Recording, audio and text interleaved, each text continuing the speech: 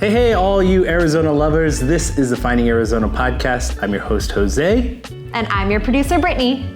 And here at Finding Arizona podcast, we collect the local stories of all entrepreneurs and from around the valley. So join us at findingarizonapodcast.com, where you can hear every episode and see it as well at YouTube. Like, subscribe, and comment below who you want to see next on our show.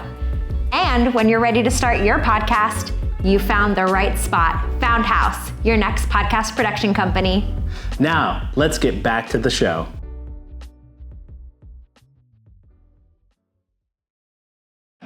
Score big with SeatGeek. Whether it's concerts, sports, or live events, SeatGeek has you covered. Use code FindingArizona to get a fantastic $20 discount on your SeatGeek tickets.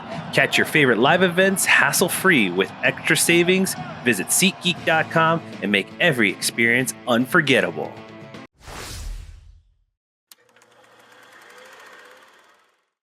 Welcome back, everybody, to the Finding Arizona podcast. I'm your host, Jose, and every week we bring in special guests, and today's no different. Ladies and gentlemen, I'm a little bit shocked and humbled just because, again, I was talking to you off air about this. I think you have done a lot of really beautiful, well done, and very intricate work under your portfolio. So this is Steve Humble. Steve is going to talk to us about Hidden Door Store, but we're also going to talk a little bit too about his engineering side and his creative side, because he's also got a sister or an umbrella corporation called Creative Home Engineering. So Steve, welcome. Thank you so much, Jose. It's fun to be here.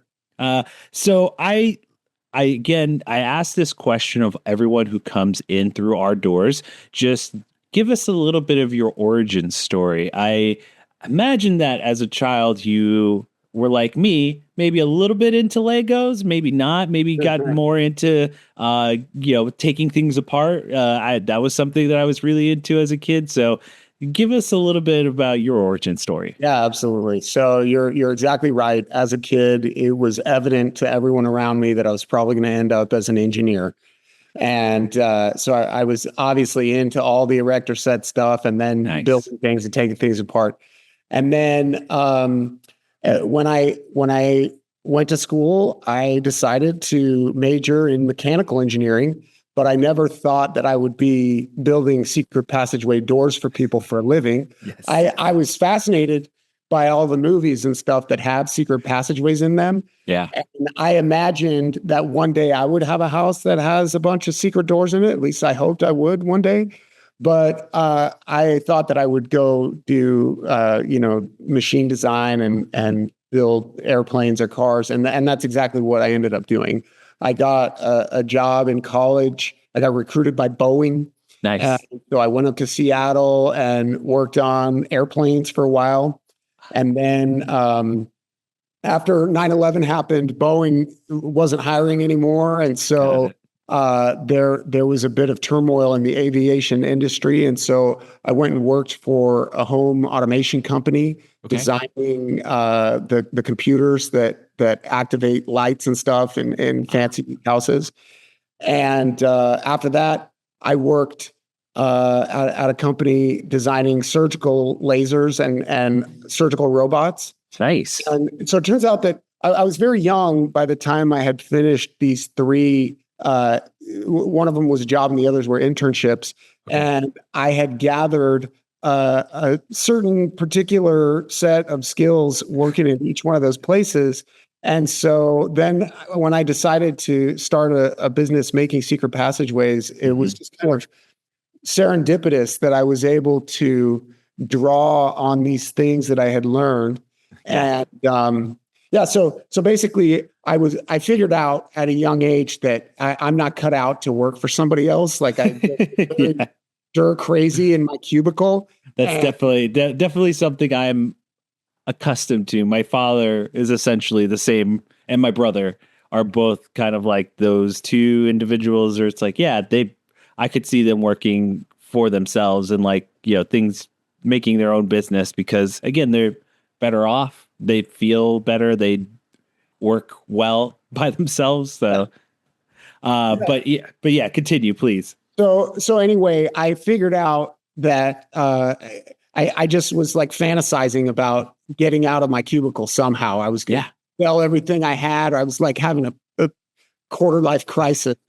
And then I had this idea that came back to me about secret doors. Yeah. And at the time, I was renting a house with a bunch of friends. There were like 10 guys in this big house, and we had rooms that we weren't even using.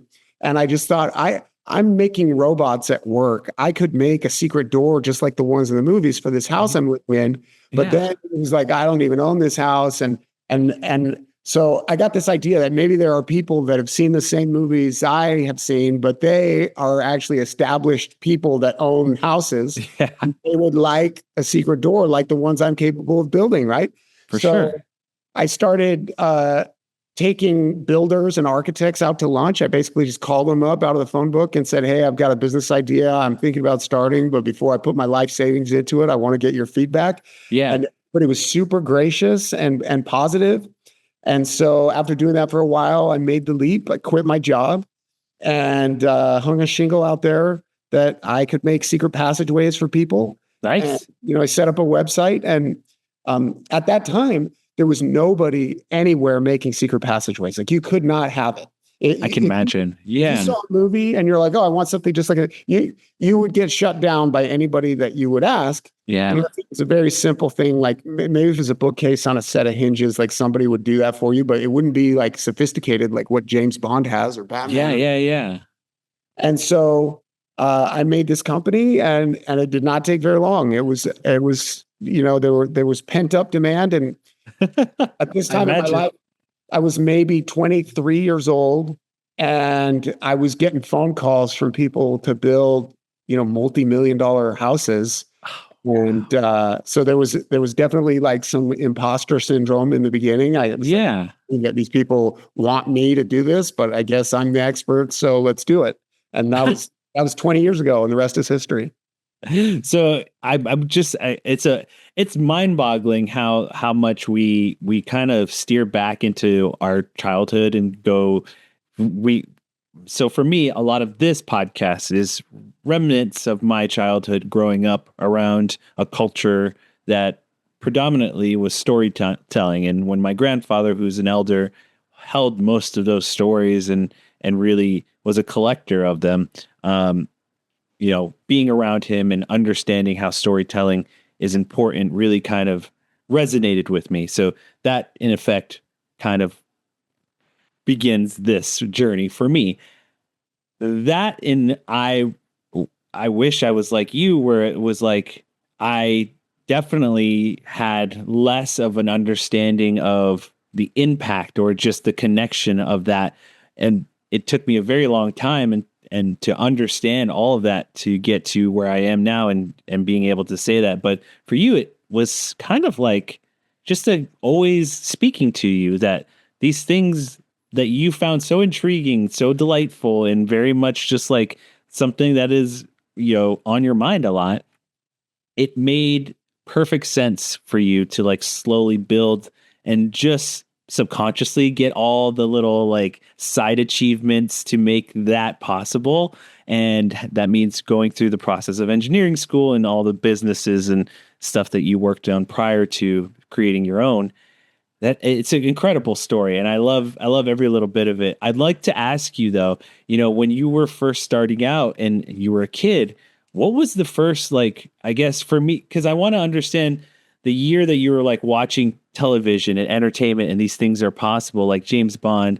I want to know also, it's like, were you watching any other things? Because I know like the old campy Batman had the like spinning fireplace one that it's also on your portfolio.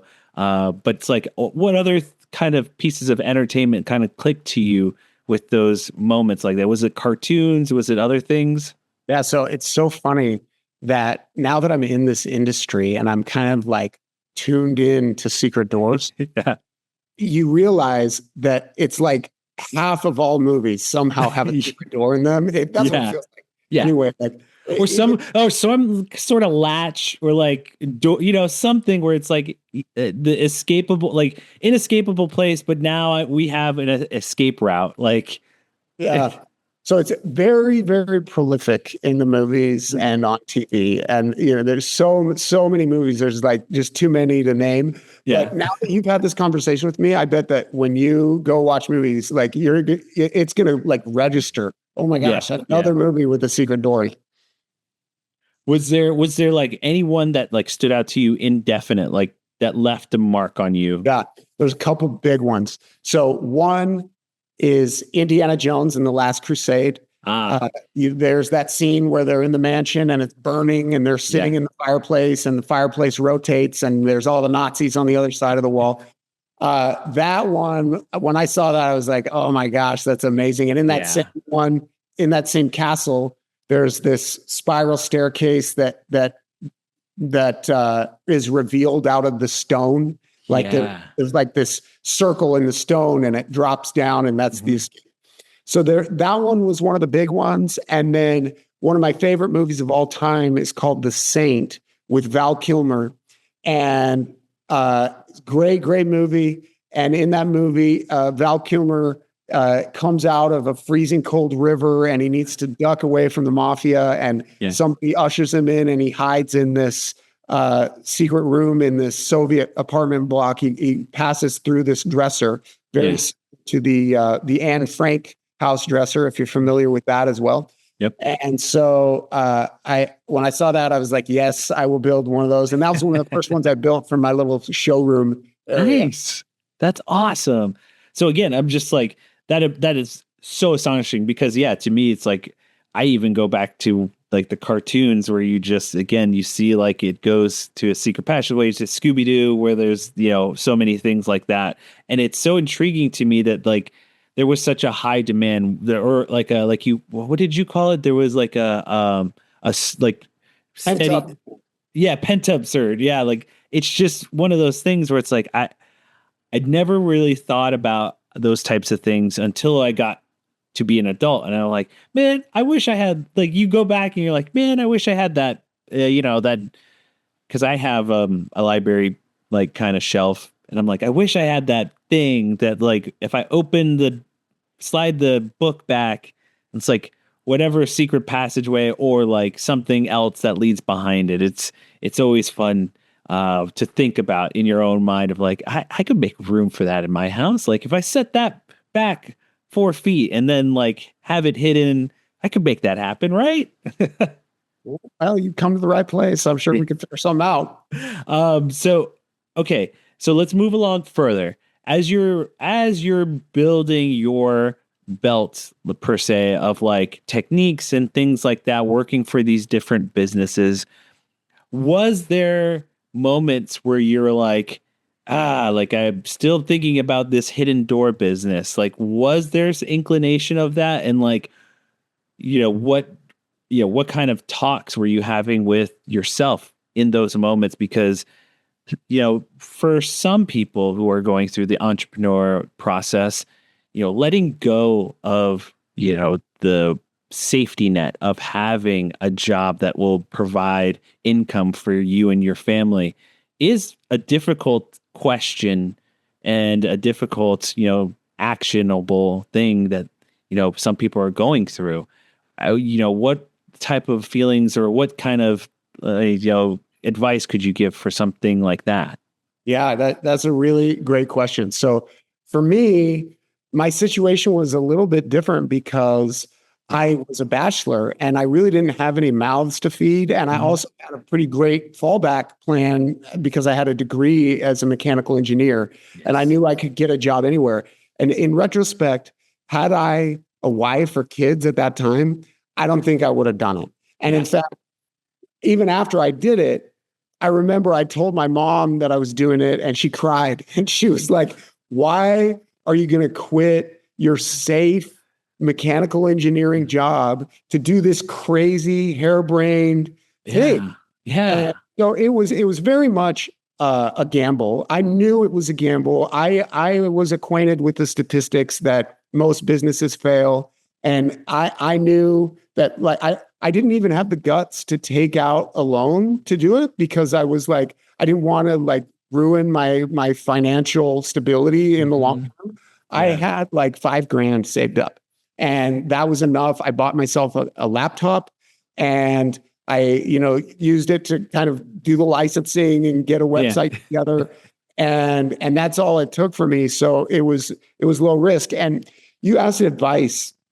It's very easy for somebody watching a podcast like this to be a person that has been doing this for 20 years. And fortunately, I've had success. I think it's very easy to see that and be like, oh, that I just got to do that. That guy's got it figured out. I'm going to do what he. But I will tell you, it is not for everyone. It is not for the faint of heart. This has not been easy. And even me, like I consider myself a smart person, and I handle stress well, and I'm very confident. At least I think I am. And even me, like there have been times where I'm like coming apart at the seams. And there's been like during the financial crisis of 2008, especially, it was very tough for us. And I was like almost going to have a nervous breakdown during that time period. Yeah.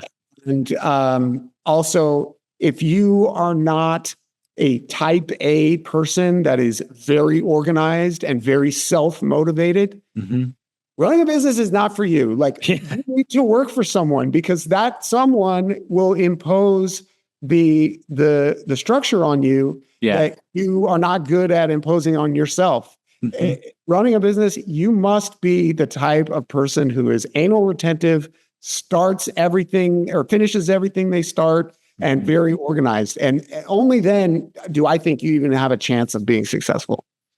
That's a perfect way of leading into what I, typically like to call being in the weeds of things. So if you could give me a little bit of like, you brought up the 2008 kind of situation, and it being in the struggle of having, clients, things go away. And even now we're still seeing remnants of that from COVID and things like that kind of popping up.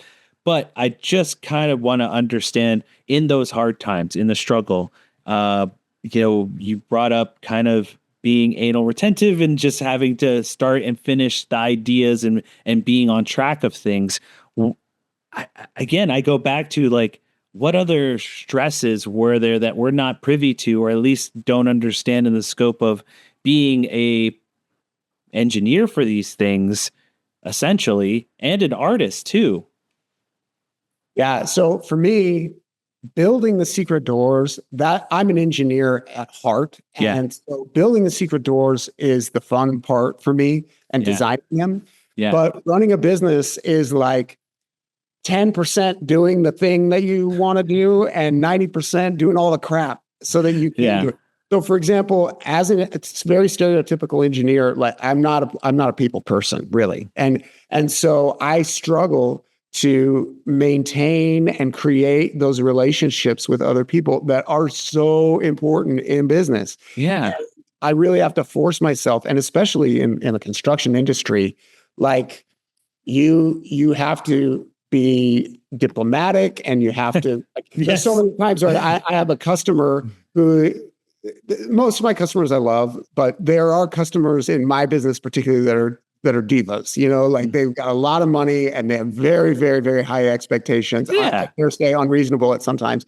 And there are times where you want to tell somebody, dude, you go jump off a bridge. You're being ridiculous, but you cannot say that. Instead of saying that, you have to say, oh, you are right. I can't believe that it's completely my fault. I get it all the time. Like that's one thing I'm slowly starting to pick up as we take on a little bit more of like production and helping others with their podcasts, is just like understanding that diplomatic part. That is the one thing. It's like really trying to be best face forward, diplomatic. Okay, I'm not going to win this fight. Neither are you. Let's figure out the middle section here. So anyway, that's a big challenge that I wasn't really prepared for. All of the logistics of like compliance with government requirements is very onerous and challenging and expensive. Dealing payroll and dealing with people like employees I expected everybody to be like me, where like you get the job, you show up to work, and you don't need anything else. But real people are mostly not like me. Most people that I have employed, they want to know that they're loved, and they want you to remember their birthday, and like ask them how they're doing today. And as an engineer, none of that computes, but I have to do all of that stuff. So it's like there's so many skills that you have to pull together, and if you're missing any one of them, the plane crashes and burns. You have to figure it all out. Yeah. Was like I think the story is, or the kind of myth, or I don't even know how to put it, but in the terms of this story that I've heard, is that Albert Einstein wasn't really great at remembering was it phone numbers, because he at the time phone books were a thing, and so he was like, why would I remember my own phone number when there's a tool that I can go use that has it already there for me? And so it's just like things like that, where it's like, it's just the type of things where it's like your brain allows to let go of certain aspects of like traditional societal things, where in lieu of like, there is a tool set out there for me that I can utilize. It's just those types of things where it's like, I can see how an engineer's brain kind of feels about the emotional aspect and connection points to, and then where business, you kind of have to fill those sections. So you brought up that portion of it, and remembering birthdays. And so I would be remiss if I didn't bring up your kind of team aspect of your engineering lead, your production manager, and your shop foreman, if you want to shout them out right now. Yeah, absolutely. Well, certainly I could not do this without the great people that work for me. And in fact, so my brother was my first employee. Nice. And he worked for me for a while. We were a very, very, very small company, and he just worked as an employee. And we started to gain some critical mass. And he didn't want to be an employee forever, and so he left me to go do his own thing. And I didn't fault him for that at all. But I realized that I just couldn't do it alone. And whatever I paid him, it was not enough. And so I invited him back and gave him some equity in the company so that he could be invested in it. And it was like the best decision I ever made. I don't think we could have had the success that we enjoy now. And so a similar thing happened actually with my production manager. His name is Daniel. And I hired him when he was a kid, like right out of high school. And I can't remember back in those days, I probably paid him like $10-12 an hour. And eventually he was going to move on with his life. And that's what people do when your first job is rarely your last job. Yeah. And he was just so good at it. The first couple of salary negotiations, he was trying to renegotiate his wage up. And he was pretty good at doing that. So I kind of caved reluctantly and paid him a little more money.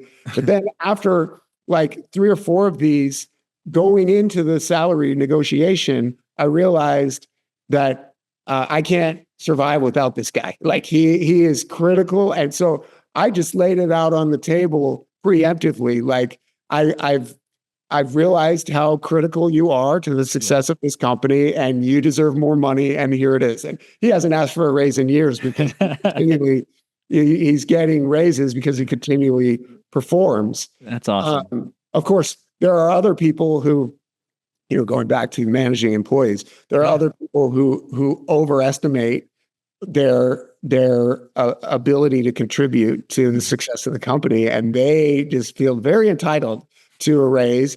And I want everybody to feel like they make enough money and that they're being fairly compensated. But sometimes it's like there's just a difference there in what they think they contribute and what I think.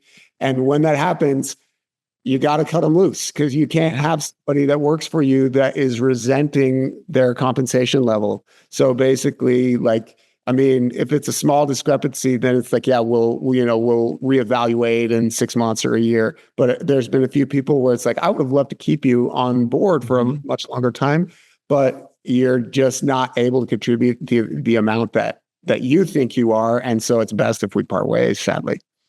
Yeah, unfortunately that happens. And I would love to kind of get into the the one thing that we were talking about was the the struggle of having a business and what you're going through and having to produce at the level and the kind of excellence behind it. And I couldn't help from the fact that's like you've already been through hardship with the financial crisis, but also I would love to during COVID, I would love to understand how your supply line worked because there was just I guess a kind of standstill on shipping and like or kind of a issue with that kind of metal and other production stuff. I don't know if that affected you guys. So COVID was a wild time. So for starters, when COVID first broke out, Mm-hmm.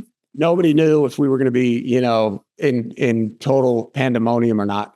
Okay. Nobody bought anything for like Yeah. the first couple of months. Yeah. And I ended up having to furlough some employees Okay. because we just couldn't, like, nobody was buying anything.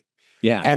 But it didn't take long. That was only the first couple of months of a multi-year pandemic. Yeah. After people kind of realized what it was, people were like, I got to get prepared. Yeah. And also keep in mind at the same time, there's all the George Floyd stuff was kind of happening. And so you're seeing video on TV of police stations burning and people rioting and people trying to defend their homes from rioters. And I think people at home across the country saw that and they're like, time to get a secret door. And so our business really did well during COVID. And on top of that, there were a lot of people getting stimulus checks and they were not spending their money on travel and other things. Staying home. Yeah. Staying home. And so they're investing the money in their house. Yes. And so it was like a perfect storm of people trying to get secret doors. So yes, like supply was crazy. Like we had to pivot.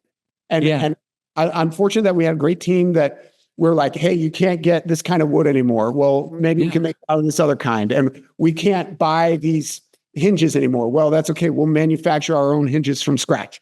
There was a lot of that going on so that we continue to deliver. But fortunately, the demand for the product was really strong. And so we were able to pivot and we made money and we got through that time. And in fact, we made more money during COVID than before or after. Wow, that's it. So again, one of those things that I would not have understood the market in the sense of like, again, I go back, I'm like, there were silver linings everywhere. We met a lot of businesses that were having a hard time, but also finding their way through it. Somehow, a lot of them stayed afloat because certain aspects, like you brought up, was like investment back into themselves or into their home or into just not using it for travel or for like vacationing because everyone was staying closer to home. So there was like that understanding of like also community, if there was like local stores and things like that were having a hard time. But that in itself is just another aspect of like what people were investing in at that time. So I was very much like, wow, what an understanding of your market of like, that's incredible. That's like, I would have never pinned that in my head of like, oh, they would have done really well during COVID because people are, again, like investing in their home, also seeing negativity throughout, entertainment and news media. So it's just, again, certain things that make the fire flow. And so that is great for you guys. It's wonderful that you guys had that kind of happen for you during a hard time and unusual time for everyone. Yeah. So as we pivot more now towards today, and now like 2025, there's even, I think, as we've moved into this kind of, I believe, this beautiful architecture technology, I think there is a market that is still saying we want hidden doors. So can you give us a little bit of how you utilize, your time now, either through, because I know a lot of people now are using AI for some reason. Has that kind of touched you guys a little bit? Have you used it at all to help, I don't know, streamline systems at all for yourself? And also, has there been more interest, or has there been a market that still is seeking out hidden doors these days? Yeah. So our business has two divisions. Mhm. One division does super high-end, super custom secret doors, and those are usually for multi-million dollar houses. They're Yeah. all designed, typically high security and motorized, just like the ones in the movies. And that's what we started making when we started more than 20 years ago now.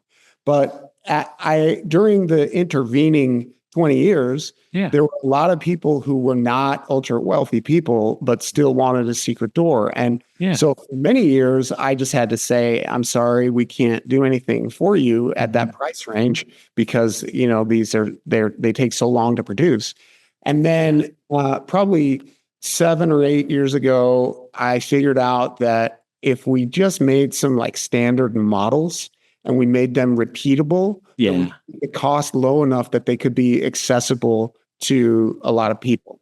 And so we started this new division, which we call the Hidden Door Store. And we didn't want the secret doors at the Hidden Door Store weren't going to be as fancy and high end as what was, putting food on the table at that point. Yeah. And we worked really hard to establish this reputation as creative home engineering that we are the best in the world. And we were and are, but we did work for kings and for celebrities and pro athletes and heads of state, whatever. Yeah. If you wanted the best that you could get, you came to us. And we were very afraid that if we started making secret doors that cost $2,000 or $3,000 or even less, that it would water down our brand that we had worked so hard for. So we started this separate brand, which is Hidden Door Store, and we have a separate website there. Yeah. And we produce these secret doors that are much more cost effective. We have secret doors that only cost $1,000 on that site. And so we have these two different divisions. And what's really interesting is that they ebb and flow at different times. So the high-end products, they go in houses that often take like 3 or 4 years to build. And so if there's a downturn, first of all, those customers are insulated from the economy because they're wealthy. Yeah. And also the ones that are kind of less insulated, maybe they're stretching themselves to afford the house that they are building. They are still on a much longer term construction schedule. Yeah. Whereas the Hidden Door Store, it's like there'll be a news story that hits and it will affect sales that week, right? And so it's actually been great because we have had periods where the Hidden Door Store was just selling like crazy and we just weren't building that many new custom ones. So we can kind of divert resources over to that and then back in the other direction. And so far, they've never both been at a slump at the same time. Yeah. So we have been able to, keep everybody busy and feel like some sense of like safety net, which is something that most businesses don't have. Yeah, you get fed at both ends because it's truly a market that can be very custom end, where it's like we're talking, like you said, robotics, a lot of bells and whistles, or it can be something that is just as beautiful, that is aesthetically beautiful, but in your profit margins. So it's like I can see what you mean, where you can read tea leaves of the future of like, okay, this news story broke, it's affecting this region also. So here's the sales market for this region. It's going higher because some people are, interested in utilizing the Hidden Door Store more. So it's fun though, because you are getting fed at both ends. You're having quality also, but just the absolute best time in, giving product to those who are asking for it in that market. It to me seems like you have a really good hold on this. Have you seen anything else pop out that piques your interest besides these two things, as of now? Is there anything in the future that you are looking towards? Yeah, so we have all kinds of ideas. I have ideas. First of all, I have ideas that are unrelated to security or secret doors. Sure. Would like to one day be able to pursue, especially now that I own this factory, that I have all of these pieces of equipment that are very sophisticated. Yeah. And so for an engineer, it's like a kid in a candy store. Like, I can make anything I want. What could I make? And so I have all of these other ideas that I would like to pursue one day, maybe. But the problem is right now we're just like busy making secret doors. It's not a problem, right? But we have demand for the thing that we know how to do, and we have a reputation as being really, really good at it. Yeah. And so we're focused on things that are tangentially related to secret doors. And we do have some new products that we're working on. Okay. And, I'm not going to talk about them right now, but sure, completely understand. There's always things that we're trying to, like everybody else, we're trying to see what the market's doing, seeing where people are going, and being able to give them exactly what they want when they want it at a price they can afford. And so nice. Keep checking back with us. There's new products. Keep hitting the refresh button, keep coming back. That's always good. I thank you for just giving a little bit of your time, and again, allowing me to help understand the kind of person you are. There is a sense of like you have a lot of hats that you wear, but you seem to put them on relatively well, and hopefully, your team feels the same way. I think they do. If I genuinely feel like you're someone who is very honest and open. You get it. You know how the business works, and that seems to be how I like to approach anything anyways. So if I have anything to say from an outside perspective, it is really great that someone like yourself, who most kids do, they have these ideas of like grandeur. Sometimes they don't, fulfill those dreams, but you're someone who went back and was like, hey, my childhood is screaming out towards this one particular thing that I know I can make come to life. And so good on you, man. Good on you for filling out that childhood dream. I consider myself very, very fortunate that I'm able to do a thing that I always loved, even from a kid, and I'm able to do it. And it's just fun to make secret doors. It's fun to be able to see the expression on my clients' faces when they see them for the first time and they're freaking out. I mean, it's very satisfying. That's great. I imagine it's like that reveal is just, kind of like a kid in a candy store. Essentially, it's like you're opening up a vault and they're just like, it's like a dreams come true sort of thing. And I have great ideas. Again, I was telling you, I was like, there are things that I want to build that it's in the back burner. I just need a little bit more time. But that being said, we do have this moment where you get to tell everyone where they can find you online. The floor is yours if you want to give a name, address, whatever you know off the top of your head. Go ahead. Yeah, absolutely. So if you are looking to get a secret door on a budget, then you can go to hiddendoorstore.com.